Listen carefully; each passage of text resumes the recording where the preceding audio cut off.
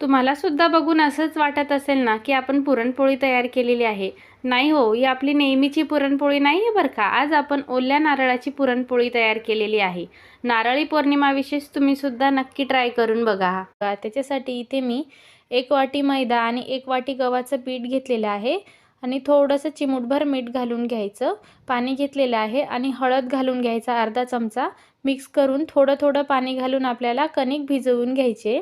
हलकीशी घट्टसर अशी आपण कणिक भिजवून घेणार आहोत, कारण सारण आपलं थोडं कडक तयार होतं. कधी पण कणिक अशी मळून घ्यायची जसं आपलं सारण कडक असेल तर कणिक पण कडकच लागते.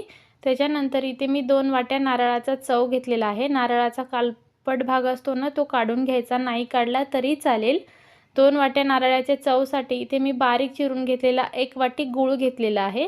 कढई गॅसवर ठेवली. 2 चमचा साजूक तूप घालून हे चांगलं एकजीव करून घ्यायचं, म्हणजे गूळ वितळेपर्यंत आणि सारण घट्ट होईपर्यंत आपल्याला शिजवून घ्यायचं. 1 चमचा वेलची पूड घालायची. 2 चमचा इथे मी मिल्क पावडर वापरलेला आहे. मिल्क पावडर घातल्याने चव छान येते, म्हणजे असं क्रीमी टेक्स्चर येतो. संपूर्ण सारण गार करून घ्यायचं आणि आपण आता भिजून घेतलेले कणकेचा एक गोळा घ्यायचा आणि मस्त असं सारण आपल्याला भरून घ्यायचं. जसं आपण पुरणपोळी तयार करतो ना, सेम त्याच पद्धतीने घेतलेला गोळा सुक्या पिठात बुडवून घ्यायचा आणि मस्त अशी हलक्या हाताने पुरणपोळी आपल्याला लाटून घ्यायची आहे. अलगद लाटून घेतली ना तर मस्त अशी तयार होते. तवा गरम झालेला आहे. साजूक तूप घालून घ्यायचं आणि मस्त अशी पुरणपोळी आपल्याला मोठ्या आचेवरती भाजून घ्यायची, म्हणजे पुरणपोळी छान फुलली जाते आणि मऊसुद्धा तयार होते.